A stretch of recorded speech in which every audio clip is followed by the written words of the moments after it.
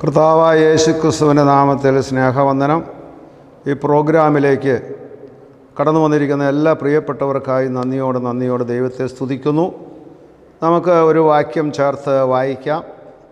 പൗലോസ് അപ്പോസ്തലൻ കൊരിന്ത്യ സഭയ്ക്ക് എഴുതിയ 2-ാം ലേഖനത്തിൻ്റെ 4-ാം അധ്യായത്തിൻ്റെ 4-ാമത്തെ വാക്യം. ദൈവപ്രതിമയായ ക്രിസ്തുവിൻ്റെ തേജസ്സുള്ള സുവിശേഷത്തിൻ്റെ പ്രകാശനം ലഭിക്കാതിരിപ്പാൻ ഈ ലോകത്തിൻ്റെ ദൈവം അവിശ്വാസികളുടെ മനസ്സ് കുരുടാക്കി. ഒരു നിമിഷം കൂടി നമുക്ക് പ്രാർത്ഥിക്കാം. ഞങ്ങളെ സ്നേഹിക്കുന്ന വാഴ്ത്തപ്പെട്ട കർത്താവേ, മനോഹരമായ സമയത്തിനായി നന്ദിയോടെ സ്തോത്രം. ഇത് ശ്രദ്ധിക്കുന്ന ഏവരെയും കർത്താവെ നീ അനുഗ്രഹിക്കണമെന്ന് പ്രാർത്ഥിക്കുന്നു. വായിച്ച വചനത്തെ നിൻ്റെ കരങ്ങളിലേക്ക് തരുന്നു. കർത്താവെ, ബലഹീന അടിയനെ ഏൽപ്പിക്കുന്നു, ഈ ക്രമീകരണങ്ങളെയും ഏൽപ്പിക്കുന്നു. എല്ലാം നീ അവിടുന്ന് ഉചിതവും ചന്തവുമായി ചെയ്തെടുപ്പാൻ നിനക്കിടയാകണമെന്ന് പ്രാർത്ഥിക്കുന്നു. ഞങ്ങളെ അനുഗ്രഹിക്കണമേ, ആശ്വസിപ്പിക്കണമേ. സകലതും കർത്താവായ യേശുക്രിസ്തുവിൻ്റെ നാമത്തിൽ തന്നെ ആമീൻ. സ്തോത്രം. പ്രിയമുള്ളവരെ, ഇവിടെ ദൈവത്തിൻ്റെ പ്രതിമയായ ക്രിസ്തുവിൻ്റെ തേജസ്സുള്ള സുവിശേഷത്തിൻ്റെ പ്രകാശനം ലഭിക്കാതിരിപ്പാൻ അവിശ്വാസികളുടെ മനസ്സ് ഈ ലോകത്തിൻ്റെ ദൈവം കുരുടാക്കിക്കളഞ്ഞു. പ്രിയമുള്ളവരെ, സുവിശേഷം കേട്ട് സുവിശേഷത്തിലായിത്തീരാൻ മനസ്സില്ലാതെ, സ്വർഗത്തിലെ ദൈവത്തിൻ്റെ സന്നിധിയിൽ ആയിത്തീരാതെ, പിശാചിന് അടിമപ്പെട്ട് സാത്താൻ അടിമപ്പെട്ട് ലോകപ്രകാരം ജഡസ്വഭാവമുള്ള മനുഷ്യനായി മാറുന്നു എന്നുള്ളത് വലിയൊരു കാര്യമാണ്. എന്നാൽ അതുമൂലം എന്തുകൊണ്ടാണ് കർത്താവായ യേശുക്രിസ്തുവിൻ്റെ സന്നിധിയിൽ ആയിത്തീരാതെ മറ്റ് വിഷയങ്ങളിലേക്ക് മാറിപ്പോകാൻ കാരണം അവൻ്റെ മനസ്സ് കുരുടാക്കിക്കളഞ്ഞതുകൊണ്ടാണ്. അകക്കണ്ണ് കുരുടായിപ്പോയതുകൊണ്ടാണ്. കർത്താവിനെ കണ്ടുമുട്ടാൻ പറ്റാത്തത് കൊണ്ടാണ് അങ്ങനെ സംഭവിച്ചത്. അതുകൊണ്ട് ഈ കുരുടായ കണ്ണ് സുവിശേഷത്തിൻ്റെ മർമ്മം ഗ്രഹിക്കാൻ പറ്റാതെ വണ്ണം മനസ്സ് കുരുടാക്കിക്കളഞ്ഞ അവസ്ഥയിൽ ഈ കുരുട്ട് കണ്ണ് എങ്ങനെ തുറന്നു കിട്ടുമെന്ന് നമുക്ക് ഇപ്പോഴൊന്ന് പരിശോധിക്കാം. പ്രിയമുള്ളവരെ, ഞാനതിനെ നിങ്ങളെ ഉൽപ്പത്തി പുസ്തകത്തിലേക്ക് കൊണ്ടുപോവുകയാണ്. ഉൽപ്പത്തി പുസ്തകം 21-ാം അധ്യായത്തിൻ്റെ 19-ാമത്തെ വാക്യത്തിൽ നമുക്കറിയാം, അബ്രഹാമിൻ്റെ ദാസിയായ ഹാഗാറിനെ ഇസ്മായിലിനെയും അപ്പവും വെള്ളവുമായി അബ്രഹാമിൻ്റെ ഭവനത്തിൽ നിന്ന് ഇറക്കി വിടുകയാണ്. ഹാഗാർ ബേർശേബ മരുഭൂമിയിൽ തൻ്റെ മകനുമായി യാത്ര തുടരുമ്പോൾ വെള്ളം തീർന്നു, ഭക്ഷണവും തീർന്ന് ഇസ്മായേൽ വാടിത്തളർന്ന് തൻ്റെ തോളത്ത് കിടക്കുമ്പോൾ ആ ഇസ്മായേലിനെ ഒരു കള്ളിമുള്ളിച്ചെടിയെടുത്ത് തണലിൽ കിടത്തിയിട്ട് പുറം തിരിഞ്ഞു നിന്ന്, അമ്പിൻപാട് അകലെ നിന്ന് പുറം തിരിഞ്ഞു നിന്ന് കരഞ്ഞ് പ്രാർത്ഥിക്കുന്ന ഒരു ഹാഗാറിനെ നമുക്കവിടെ കാണാം. സ്വർഗത്തിലെ ദൈവം കണ്ണുനീര് കണ്ട് ബാലൻ്റെ കരച്ചിൽ എൻ്റെ സന്നിധിയിൽ എത്തിയിരിക്കുന്നു, അതുകൊണ്ട് ഹാഗാറേ ഹാഗാറേ എന്ന് സ്വർഗത്തിൽ നിന്ന് ദൈവത്തിൻ്റെ ദൂതൻ വിളിക്കുകയാണ്. ഹാഗാർ തിരിഞ്ഞു നോക്കുമ്പോൾ ബാലൻ്റെ സമീപത്തുകൂടി ഒരു നീരുറവ ഒഴുകിപ്പോകുന്നത് കാണുകയാണ്. ബാലനെ അവിടെ കെടുത്തുമ്പോൾ ആ നീരുറവ അവിടെ ഉണ്ടായിരുന്നില്ല എന്നുള്ളതാണ് സത്യം. അത് ഉണ്ടായിരുന്നു, പക്ഷേ ഹാഗാറിന് കാണാൻ കണ്ണ് തുറന്നില്ല എന്നുള്ളതാണ്. പ്രിയമുള്ളവരെ, ഹാഗാറിൻ്റെ കണ്ണ് തമ്പുരാൻ തുറന്നത് എപ്പോഴാണ്? കണ്ണുനീരോടെ പ്രാർത്ഥിക്കുമ്പോൾ. ദൈവത്തിൻ്റെ മക്കളെ, നമ്മൾ ഓരോരുത്തരും കണ്ണുനീരോടെ പ്രാർത്ഥിക്കുമ്പോഴാണ് നമ്മുടെ അടഞ്ഞുപോയ അടച്ചു കളഞ്ഞ കുരുട്ട് കണ്ണ് തുറന്നു കിട്ടുന്നത്. കർത്താവിനെ കാണാൻ പറ്റാതെ വണ്ണം ഈ ലോകത്തിൻ്റെ ദൈവമായിരിക്കുന്ന സാത്താൻ നമ്മുടെ ഹൃദയ കണ്ണ് അടച്ചു കളഞ്ഞാൽ നീ കണ്ണുനീരോടെ മുട്ടിപ്പായി ദൈവസന്നിധിയിൽ പ്രാർത്ഥിക്കുമ്പോഴാണ് നിനക്ക് ഉത്തരം കിട്ടുന്നത്. നീ നിൻ്റെ ദൈവാലയത്തിലേക്ക് കടന്നു ചെന്ന് മുട്ടുമേൽ നിന്ന് ദൈവത്തോട് പ്രാർത്ഥിക്കുമ്പോഴാണ് കർത്താവ് നിൻ്റെ അടഞ്ഞ കണ്ണ് തുറന്ന് നിനക്ക് കാണേണ്ടതിനെ കാണാൻ അവസരമൊരുക്കുന്നത്. അപ്പോൾ ഈ ലോകത്തിൻ്റെ ദൈവം യേശുക്രിസ്തുവിൻ്റെ സുവിശേഷത്തിൻ്റെ മർമ്മം ഗ്രഹിക്കാതെ വണ്ണം ഈ ലോകത്തിൻ്റെ ദൈവം നിൻ്റെ കണ്ണ് കുരുടാക്കി കളഞ്ഞെങ്കിൽ ആ കണ്ണ് തുറന്നു കിട്ടുവാൻ നിൻ്റെ പ്രാർത്ഥന ദൈവസന്നിധിയിൽ എത്തണം. അത് കണ്ണുനീരോടെ നിൻ്റെ ഹൃദയത്തിൽ നിന്ന് ആയിരിക്കണം. ഹാഗാർ വെള്ളം നിറച്ച്, കുപ്പിയിൽ വെള്ളം നിറച്ച് ബാലിനെ കുടിപ്പിച്ച് വീണ്ടും വെള്ളം നിറച്ച് യാത്ര തുടരുകയാണ്. നിങ്ങളെ ഓർത്തിരിക്കേണ്ടത്, എൻ്റെ പ്രതിസന്ധികളിൽ, പ്രതികൂലങ്ങളിൽ ഞാനിതാ ഇനി എന്ത് ചെയ്യണമെന്ന് അറിയില്ലാതെ നിരാശയുടെ പടുകുഴിയിലേക്ക് പോകുമ്പോൾ നിൻ്റെ കുരുട്ട് കണ്ണ് തുറന്നു കിട്ടുവാൻ ഇത് മുഖാന്തരമാക്കി തീരും. നീ കണ്ണീരോടെ പ്രാർത്ഥിക്കണം. രണ്ടാമത്തെ ഭാഗത്തേക്ക് നമുക്ക് പോകാം. കർത്താവായ യേശു ക്രിസ്തുവിനെ ക്രൂശിച്ച് അടക്കി അവൻ ഉയർത്തെഴുന്നേറ്റ ആ രാത്രിയിൽ ഇതാ 2 ശിഷ്യന്മാർ എമ്മൂസിലേക്ക് പോകുകയാണ്. ആ പോകുന്ന പോക്കിൽ മൂന്നാമതൊരാൾ കൂടി അവരുടെ കൂടെ ചേരുകയാണ്. പോകുന്ന യാത്രയിൽ അവർ സംസാരിക്കുക എന്തെന്ന് ചോദിച്ചപ്പോൾ ആ മൂന്നാമനോട് പറഞ്ഞു, നീ മാത്രം അറിഞ്ഞില്ല, ഈ നാളുകളിൽ പാപമില്ലാത്തവൻ ലോകത്തിൻ്റെ പാപത്തെ ചുമന്നൊഴിക്കുന്ന ദൈവകുഞ്ഞാട് ഗോകുൽത്തായുടെ ഉയരത്തിൽ ഇന്ന് പൗശനത്തിൽ യഹൂദജനം അവനെ ക്രൂശിച്ച് അവനെ ഇതാ അടക്കി അവൻ 3-ാം നാൾ കല്ലറ വിട്ട് ഉയർത്തെഴുന്നേറ്റു. അതുകൊണ്ട് ആ വിവരം നീ മാത്രം അറിഞ്ഞില്ലേ? യാത്ര മുന്നോട്ട് പോകുന്നു. 3 പേരും കൂടി സ്ഥലത്തെത്തുമ്പോൾ ആദ്യം യാത്ര തുടങ്ങിയ 2 പേര് പറയുന്നു, ഇനി രാത്രിയായി ഇവിടെ ഈ വീട്ടിൽ താമസിച്ച് നാളെയാണ് ഞങ്ങൾ യാത്ര ചെയ്യുന്നുള്ളൂ. വേദപുസ്തകം ഇങ്ങനെ നമ്മെ പഠിപ്പിക്കുന്നു. അവർ നിർബന്ധിച്ച് മൂന്നാമനെയും കൂടി ആ ഭവനത്തിലേക്ക് കൊണ്ടുപോയി. ആ ഭവനത്തിൽ ചെന്നപ്പോൾ അവിടെ ഭക്ഷണത്തിനായി അപ്പവും വീഞ്ഞും എടുത്തു വെച്ചു. അത് വിരുന്നുകാർ വിളമ്പിക്കൊടുക്കേണ്ടതിന് പകരം ഇവിടെ കർത്താവായ യേശു ക്രിസ്തു അത് എടുത്ത് വാഴ്ത്തി നുറുക്കി അവർക്ക് കൊടുത്തു. അത് ഭക്ഷിച്ചപ്പോഴാണ് അവരുടെ കണ്ണ് തുറന്നത്. നമ്മുടെ കുരുട്ട് കണ്ണ്, ഈ ലോകത്തിൻ്റെ ദൈവം അടച്ചു കളഞ്ഞ കുരുട്ട് കണ്ണ് തുറന്നു കിട്ടണമെങ്കിൽ നീ കർത്താവിൻ്റെ തിരുശരീരക്തങ്ങൾ അനുഭവിക്കണം. പ്രിയമുള്ളവരെ, യാക്കോബായ സുറിയാനി സഭയുടെ മക്കൾ ഏറെ ശ്രദ്ധിക്കേണ്ട കാര്യം, കർത്താവ് എത്ര മനോഹരമായിട്ടാണ് ഇത് ക്രമീകരിച്ചിരിക്കുന്നത്. നിന്റെ അനുതാപത്തോടെ നിന്റെ പാപത്തെ ഏറ്റുപറഞ്ഞ് ഉപേക്ഷിച്ച് സ്വർഗത്തിലെ ദൈവത്തിൻ്റെ സന്നിധിയിൽ നീ നിന്നെ തന്നെ സമർപ്പിക്കുമ്പോൾ, അവൻ്റെ തിരുശരീരക്തങ്ങൾ വിശുദ്ധിയോടെ നീ ഭക്ഷിക്കുമ്പോൾ നിന്റെ അടഞ്ഞുപോയ സുവിശേഷ മർമ്മം ഗ്രഹിക്കാതെ നീ സാത്താൻ അടച്ചു കളഞ്ഞ നിന്റെ കണ്ണ് തുറന്നു കിട്ടുമെന്ന കാര്യം നീ വിസ്മരിക്കേണ്ട. രണ്ടാമത്തെ കാര്യം, നീ അപ്പം ഭക്ഷിക്കണം, അഥവാ കർത്താവിനെ ഭക്ഷിക്കണം. മൂന്നാമത്തെ ഭാഗത്തേക്ക് നമുക്ക് പോകാം. സംഖ്യാപുസ്തകം 22-ാം അധ്യായത്തിൻ്റെ 31-ാമത്തെ വാക്യം. അവിടെ ബെലയാമിനോട് ബാരാക്ക് രാജാവ് ആ രാജ്യത്തൂടെ കടന്നു പോകുന്ന ഇസ്രായേൽ മക്കളെ ശപിക്കണമെന്ന് ആവശ്യവുമായി സമ്മാനവുമായി കൊടുത്തയക്കുമ്പോൾ ബെലയാം പറഞ്ഞു, ഞാൻ പ്രാർത്ഥിച്ചിട്ട് തീരുമാനിക്കാം. പ്രാർത്ഥിച്ചപ്പോൾ നീ പോകരുത് എന്ന് പറഞ്ഞു. രണ്ടാമതും വന്നു. മൂന്നാമത് വന്നപ്പോൾ ദൈവത്തോട് പ്രാർത്ഥിച്ചപ്പോൾ ദൈവം അവനോട് പറഞ്ഞു, ബെലയാമിനോട് പറഞ്ഞു, പ്രവാചകനോട് പറഞ്ഞു, നിനക്ക് പോകാം, പക്ഷേ ഞാൻ നിന്നോട് പറയുന്ന കാര്യങ്ങൾ മാത്രമേ അവിടെ സംസാരിക്കാവൂ. എൻ്റെ ചിന്തയിൽ അവിടെ ബെലയാമിൻ്റെ ഹൃദയത്തിനകത്ത് അപ്പോൾ തോന്നിയത്, അവിടെ വരെ പോകുമ്പോൾ പിന്നെ എന്ത് സംസാരിക്കുമെന്ന് ഞാൻ തീരുമാനിക്കുമെന്നൊരു തീരുമാനമെടുത്തപ്പോൾ ബെലയാമിൻ്റെ ഹൃദയശുദ്ധി ഇല്ലാതെ പോയി. അതുകൊണ്ട് ബെലയാമിൻ്റെ യാത്രയിൽ ഒരു സ്ഥലത്ത് വെച്ച് അവനെ തടഞ്ഞു, രണ്ടാമത് അവനെ തടഞ്ഞു, മൂന്നാമത് മുന്നോട്ട് പോകാൻ നിവൃത്തിയില്ലാതെ ഇടുക്കിടയിൽ അവനെ തടഞ്ഞു നിർത്തി. ഓങ്ങിപ്പിടിച്ച വാളുമായി ദൈവത്തിൻ്റെ ദൂതൻ നിൽക്കുന്നത് ബെലയാം സഞ്ചരിക്കുന്ന കഴുത കണ്ടു. പക്ഷേ ബെലയാം കണ്ടില്ല. കഴുത ഇനി മുന്നോട്ട് പോയ യജമാനും ഞാനും വെട്ടിക്കൊലപ്പെടുത്തുമെന്ന് ഓർമ്മപ്പെടുത്തിക്കൊണ്ട് മനസ്സിലാക്കിക്കൊണ്ട് ഇതാ കഴുത സാഷ്ടാംഗം ആ ദൈവദൂതൻ്റെ മുമ്പിൽ കിടക്കുകയാണ്.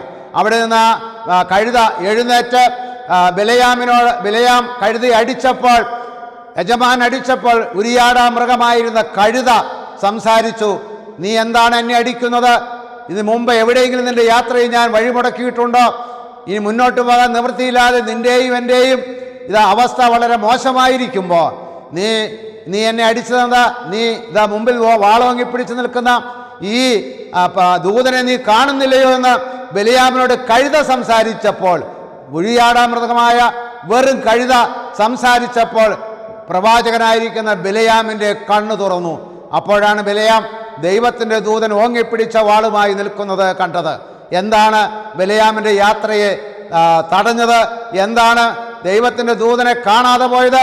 കുരുട്ടുകണ്ണായി മാറുവാനുള്ള കാരണം എന്താണ്? അത് ബെലയാമിൻ്റെ ജീവിതത്തിൽ ഹൃദയശുദ്ധി ഇല്ലാതെ പോയി. അതുകൊണ്ട് തന്നെയാണ് വചനം നമ്മെ പഠിപ്പിക്കുന്നു, ഹൃദയശുദ്ധിയുള്ളവർ ഭാഗ്യവാന്മാർ, അവർ ദൈവത്തെ കാണും. എൻ്റെയും നിങ്ങളുടെയും ഹൃദയശുദ്ധി ഉണ്ടോ എന്ന് ഒരിക്കൽ കൂടി പരിശോധിക്കാം. ആത്മാവിൽ കളങ്കമില്ലാതെ പാപമില്ലാത്ത അവസ്ഥയിൽ ഹൃദയത്തിനകത്തിരിക്കുന്ന സകല പകയും പിണക്കവും കൂറ്റാരവും വിട്ടൊഴിഞ്ഞ് സ്വർഗത്തിലെ ദൈവത്തിൻ്റെ സന്നിധിയിലേക്ക് ചേർന്ന് നിൽക്കുമ്പോഴാണ് അവിടെ ദൈവം നമ്മെ അനുഗ്രഹിക്കുന്നതും ദൈവത്തിൻ്റെ നന്മകൾ കാണുന്നതും ദൈവത്തെ കാണുന്നതും. അതുകൊണ്ട് ദാവീദ് പറഞ്ഞു, ഹൃദയശുദ്ധിയുള്ളവർ ഭാഗ്യവാന്മാർ, അവർ ദൈവത്തെ കാണും. ഇന്ന് പ്രിയമുള്ളവരെ, നമ്മുടെ ഹൃദയത്തെ ശുദ്ധി ഇല്ലാതെ പോയെങ്കിൽ, പ്രാർത്ഥനയില്ലാതെ പോയെങ്കിൽ, നീ കാണേണ്ടത് കാണാതെ പോകുന്നത്, കർത്താവിനെ ഭക്ഷിക്കാതിരിക്കുമ്പോൾ, വചനം ഹൃദയത്തിൽ ക്രിയ ചെയ്യുമ്പോൾ, പാപത്തെക്കുറിച്ചും നീതിയെക്കുറിച്ചും ന്യായവിധിയെക്കുറിച്ചും നിനക്ക് ബോധ്യം തരുമ്പോൾ, നിന്നെ ബോധ്യപ്പെടുന്ന പാപം ദൈവസന്നിധിയിൽ ഏറ്റുപറഞ്ഞ് ഉപേക്ഷിച്ച് കർത്താവിൻ്റെ തിരുശരീരങ്ങൾ അനുഭവിക്കുമ്പോഴാണ് നിനക്ക് എനിക്കും നിങ്ങൾക്കും കർത്താവിനെ കണ്ടെത്തുവാൻ സാധിക്കുകയുള്ളൂ എന്ന സത്യം നാം ഓർത്തു വയ്ക്കേണ്ടതാണ്. 3 കാര്യം ഞാൻ പറഞ്ഞു. കർത്താവ് കുരുട്ടാക്കി കളഞ്ഞ ഈ ലോകത്തിൻ്റെ ദൈവം കുരുടാക്കി കളഞ്ഞ അവസ്ഥയിലെ കണ്ണ് തുറന്നു കിട്ടുവാൻ, ഹൃദയ കണ്ണ് തുറന്നു കിട്ടുവാൻ 1 കണ്ണുനീരോടെ പ്രാർത്ഥിക്കണം, 2 കർത്താവിനെ ഭക്ഷിക്കണം, 3 ഹൃദയശുദ്ധി ഉണ്ടായിരിക്കണം, 4 നീ ചെയ്യേണ്ട കാര്യങ്ങൾ നീ ചെയ്യണം. പ്രിയമുള്ളവരെ, കർത്തൃസന്നിധിയിൽ നമ്മൾ ചെയ്യേണ്ട ചില കാര്യങ്ങളുണ്ട്, അത് നമ്മൾ ചെയ്യണം. യോഹന്നാൻ എഴുതിയ സുവിശേഷം 9-ാം അധ്യായത്തിൻ്റെ 7-ാമത്തെ വാക്യം പഠിക്കുമ്പോൾ അവിടെ നമുക്കൊരു കാര്യം, അത് 7-ാമത്തെ വാക്യം ഒരു താഴേക്ക് വായിക്കുമ്പോൾ നമുക്കൊരു കാര്യം അറിയാം. കണ്ണ് കുരുടനായ ഒരു മനുഷ്യൻ കർത്താവിൻ്റെ അടുക്കൽ വന്നിട്ട് പറഞ്ഞു, എനിക്ക് കാഴ്ച വേണം. കർത്താവ് അവൻ്റെ അപേക്ഷയെ കൈക്കൊണ്ടുകൊണ്ട് അവൻ്റെ കണ്ണിലെ നിലത്ത് തുപ്പി ചേറുണ്ടാക്കി അവൻ്റെ കണ്ണിൽ പുരട്ടുകയാണ്. അവൻ വിചാരിച്ചു കർത്താവ് തൊട്ടാൽ കണ്ണ് തുറക്കും. അവൻ വിചാരിച്ചു ചേറ് പുരട്ടുമ്പോൾ കണ്ണ് തുറക്കും. എന്നാൽ കർത്താവ് ചേറ് പുരട്ടിയിട്ട് ആ കുരുടനോട് പറഞ്ഞു, നീ ശീലോഹം കുളത്തിൽ പോയി കഴുകുക എന്ന് പറഞ്ഞു. കുരുടനായ ആ മനുഷ്യൻ ശീലോഹം കുളത്തിൽ പോയി, അതുകൊണ്ട് കണ്ണ് തുറന്നില്ല. അവൻ കണ്ണ് ശീലോഹം കുളത്തിൽ കഴുകിയപ്പോൾ അവൻ കാഴ്ചയുള്ളവനായി മടങ്ങി വന്ന് കർത്താവിനെ പിൻപറ്റി. നമ്മുടെയൊക്കെ ജീവിതത്തിൽ നമ്മൾ ചെയ്യേണ്ട കാര്യങ്ങൾ നമ്മൾ ചെയ്യണം. പ്രാർത്ഥിക്കേണ്ടവൻ പ്രാർത്ഥിക്കണം, വചനം വായിക്കേണ്ടവൻ വചനം വായിക്കണം, ആരാധന സംബന്ധിക്കേണ്ടവൻ ആരാധന സംബന്ധിക്കണം. നമുക്ക് ചെയ്യേണ്ടതായ ചില കാര്യങ്ങൾ കർത്താവ് നിർദ്ദേശിച്ചിട്ടുണ്ട്. നമ്മുടെ പക്ഷത്തു നിന്ന് അത് ചെയ്യുമ്പോഴാണ് കർത്തൃപക്ഷത്തു നിന്ന് നമുക്ക് അനുഗ്രഹം കടന്നു വരുന്നത്.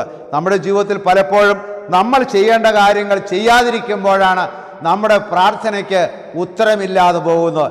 നീ പ്രാർത്ഥിക്കാൻ കൈമലർത്തുമ്പോൾ നിന്റെ കയ്യിൽ അഴുക്കുണ്ടെങ്കിൽ നിന്റെ പ്രാർത്ഥന ദൈവം കേൾക്കുന്നില്ല എന്ന സത്യം നീ ഓർത്തു വെക്കണം.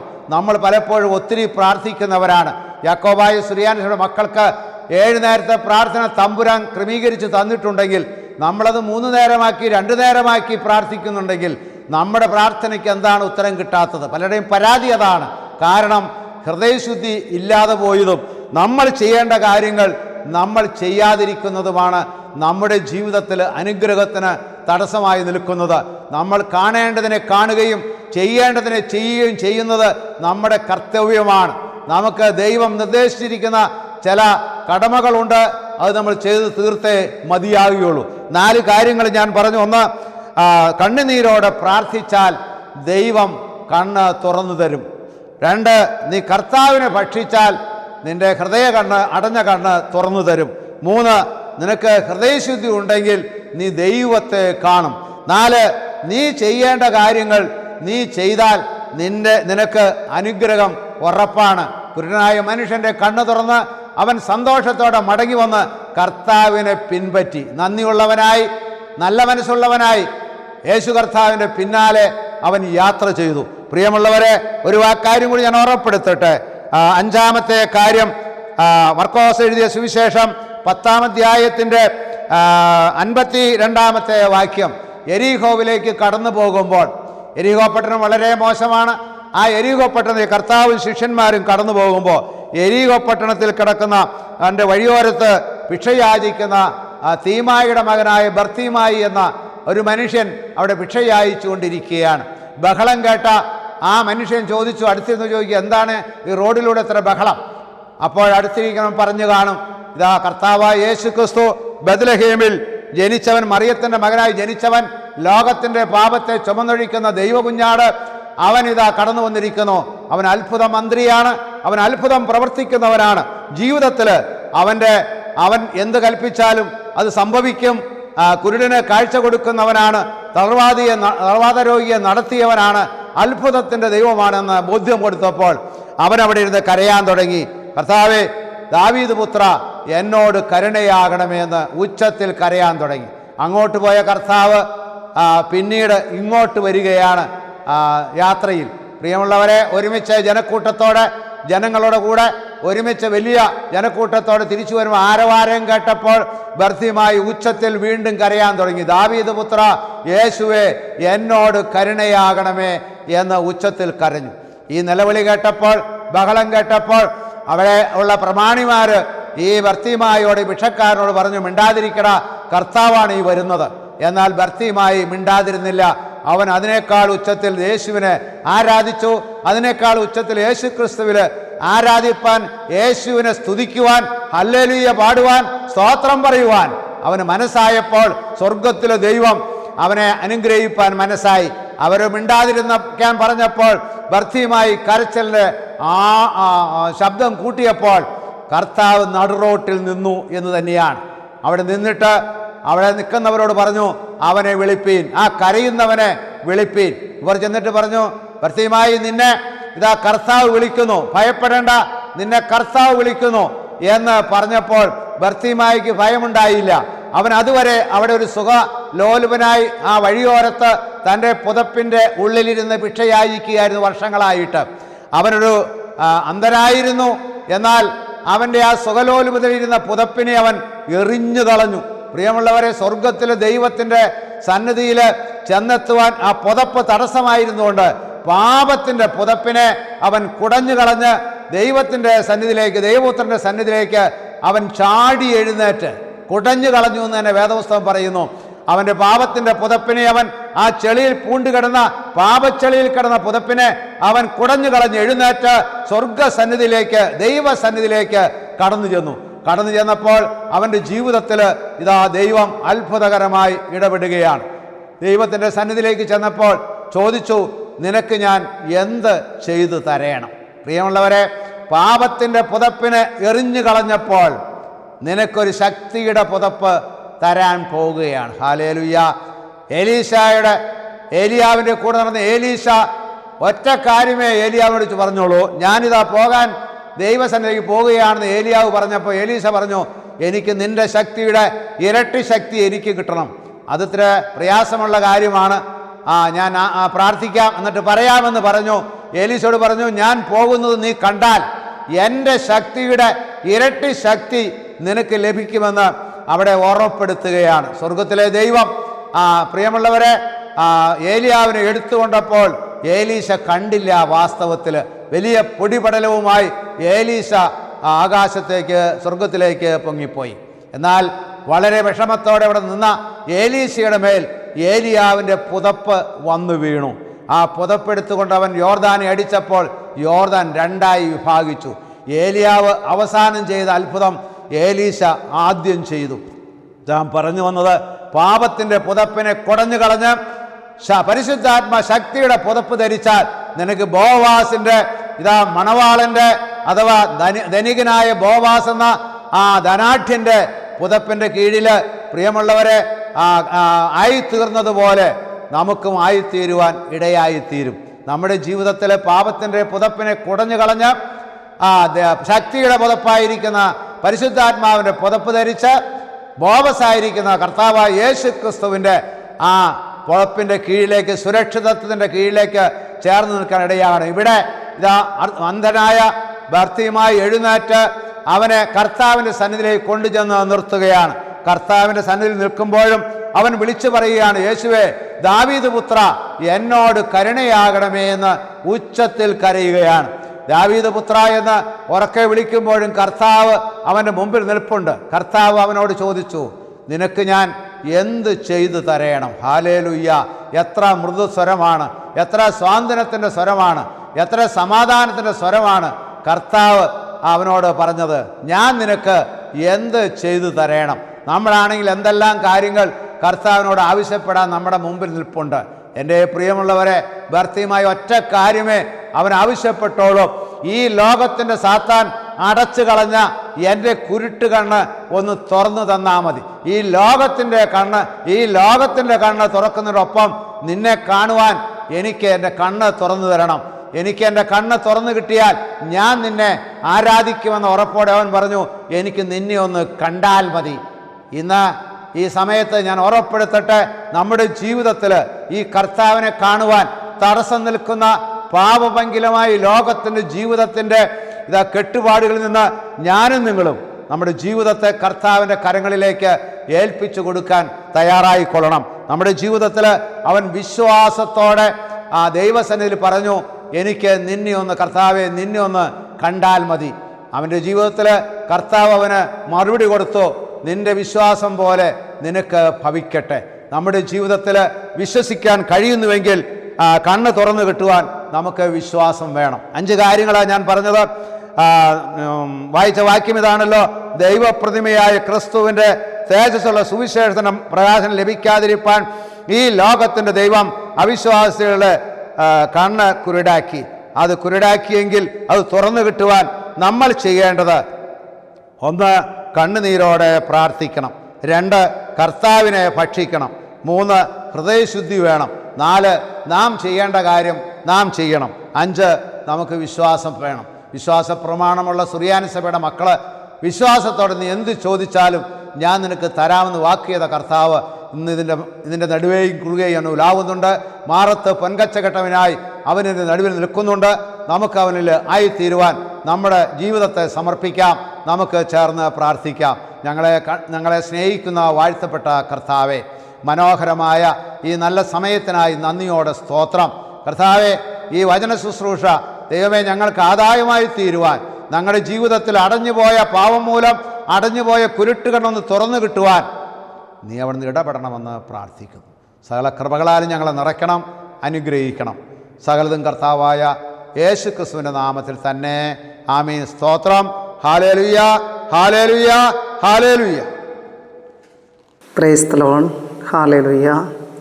കർത്താവിൽ ഏറ്റവും അധികം സ്നേഹമുള്ള ദൈവമക്കളെ, ഇന്നത്തെ തിരുവചനാഗ്നി ധ്യാനം എത്രയും പ്രിയപ്പെട്ട ദൈവത്തിൻ്റെ വലിയേറെ ദാസൻ ജോസ് മരുതിനാൽ സാറിലൂടെ പരിശുദ്ധാത്മാവ് നമ്മെ കേൾപ്പിച്ചതോർത്ത് നമുക്ക് ദൈവത്തെ നന്ദിയോടെ സ്തുതിക്കാം. ഹല്ലേലൂയ.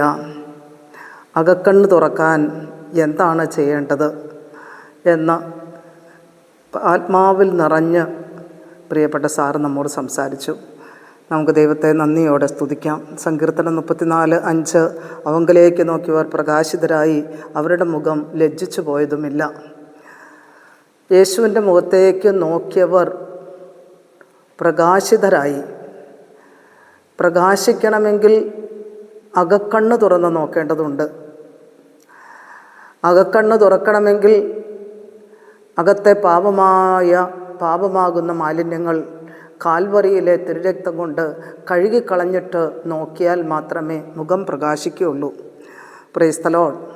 ഇന്നത്തെ വചന കേൾവി അകത്തെ പാപമാകുന്ന മാലിന്യങ്ങളെല്ലാം കഴുകിക്കളഞ്ഞ് വിശുദ്ധിയുടെ നിറകുടങ്ങളായി യേശുവിനോട് പറ്റിച്ചേർന്ന് ജീവിക്കാൻ മുഖാന്തരമായി തീരട്ടെ എന്ന് പ്രാർത്ഥിക്കുന്നു. പ്രിയപ്പെട്ട സാറിന് വേണ്ടി പ്രാർത്ഥിക്കാം. ദൈവമക്കളെ, നവംബർ 5-ാം തീയതി താമസിച്ചുള്ള ആന്തരിക സൗഖ്യ ധ്യാനം ആരംഭിക്കുന്നു. നമുക്ക് ആ ധ്യാനത്തിന് വേണ്ടി പ്രാർത്ഥിക്കാം. 4 ദിക്കിൽ നിന്നും ധാരാളം മക്കൾ കടന്നു വന്ന് ധ്യാനത്തിൽ സംബന്ധിച്ച് പരിശുദ്ധാത്മാവിൻ്റെ നിറവ് പ്രാപിക്കാൻ ഇടയായി തീരട്ടെ. അനേകം മക്കൾ കടന്നു വന്ന് ശുദ്ധീകരണം പ്രാപിച്ച് സൗഖ്യം പ്രാപിച്ച് മടങ്ങിപ്പോയിട്ടുണ്ട്. ദൈവത്തെ നന്ദിയോടെ സ്തുതിക്കുന്നു. ശനിയാഴ്ച ധ്യാനം നിങ്ങൾക്കറിയാം, ഉച്ചവരെ ധ്യാനം. ശനിയാഴ്ച വൈകുന്നേരം തിരുവചനാഗ്നി ധ്യാനമുണ്ട് യൂട്യൂബിൽ. ഞായറാഴ്ച എവൻഗേലിയൻ സന്ദേശം യൂട്യൂബിലുണ്ട്. തിങ്കൾ ചൊവ്വ ദിവസങ്ങളിലെ ബൈബിൾ ക്ലാസ്, ബൈബിൾ സ്റ്റഡി, വചന ധ്യാനം എല്ലാം ഗൂഗിൾ മീറ്റിൽ നമുക്ക് സമർപ്പിച്ച് പ്രാർത്ഥിക്കാം. മധ്യസ്ഥ പ്രാർത്ഥന ഗ്രൂപ്പിന് വേണ്ടിയും പ്രാർത്ഥിക്കാം. ഇന്നത്തെ തിരുവചനാഗ്നി ധ്യാനം സ്പോൺസർ ചെയ്തിരിക്കുന്നത് പേര് വെളിപ്പെടുത്തരുതെന്ന് പറഞ്ഞിരിക്കുന്ന കുടുംബമാണ്. ആ വീട്ടിലെ മാതാവ് രോഗാവസ്ഥയിലാണ്. ആ മാതാവിനെ ഓർത്ത് പ്രത്യേകം നമുക്ക് പ്രാർത്ഥിക്കാം. വാങ്ങിപ്പോയ പിതാവിൻ്റെ ആത്മാവിന് നിത്യശാന്തി നൽകണമേ എന്ന് പ്രാർത്ഥിക്കാം. വിദേശത്തായിരിക്കുന്ന മക്കളോട് കരുണ തോന്നണമേ. കൊച്ചുമക്കളെല്ലാവരെയും അനുഗ്രഹിക്കണമേ നമുക്ക് പ്രാർത്ഥിക്കാം. ആത്മാർത്ഥമായി തമ്പുരാൻ്റെ ക്രൂശിൻ്റെ ചുവട്ടിൽ ഈ വിഷയങ്ങളെല്ലാം സമർപ്പിക്കാം. ഹല്ലേലൂയ. എല്ലാവരുടെയും അകക്കണ്ണ് തുറന്നു കിട്ടാൻ ദൈവമേ കരുണയായിരിക്കണമേ. പരിശുദ്ധ അമ്മേ മാതാവേ, സകല വിശുദ്ധരെ മാധ്യസ്ഥം വഹിക്കണമെന്ന് അപേക്ഷിക്കാം. നമ്മുടെ ശ്രേഷ്ഠ പിതാവിൻ്റെ 1-ാം ശ്രാദ്ധമാണ് അടുത്ത ആഴ്ചയെല്ലാം. 26 മുതൽ നമ്മൾ ആത്മാവിൽ നിറഞ്ഞ് അത് ആചരിക്കാനായിട്ട് ഒരുങ്ങുകയാണ്. നമുക്ക് ശ്രേഷ്ഠപിതാവിന് വേണ്ടി പ്രാർത്ഥിക്കാം. ഞങ്ങൾക്ക് വേണ്ടി മാധ്യസ്ഥം വഹിക്കണമെന്നും നമുക്ക് അപേക്ഷിക്കാം. പിതാവിൻ്റെയും പുത്രൻ്റെയും പരിശുദ്ധ റൂഹായുടെയും നാമത്തിൽ തന്നെ. ആമേൻ. Praise the lord. പിതാവായ ദൈവത്തിൻ്റെ സ്നേഹവും ഏകജാതൻ്റെ കൃപയും പരിപൂർണമാക്കുന്ന പരിശുദ്ധ റൂഹായുടെ സംബന്ധവും സഹവാസവും നിങ്ങളെല്ലാവരുടെ മേലും നമ്മളോർത്ത് പ്രാർത്ഥിച്ച വിഷയങ്ങളുടെ മേൽ സമർപ്പിച്ച വിഷയങ്ങളുടെ മേൽ ഇന്നും എന്നും എല്ലാ നാളും വർദ്ധിക്കുമാറാകട്ടെ. ആമേൻ.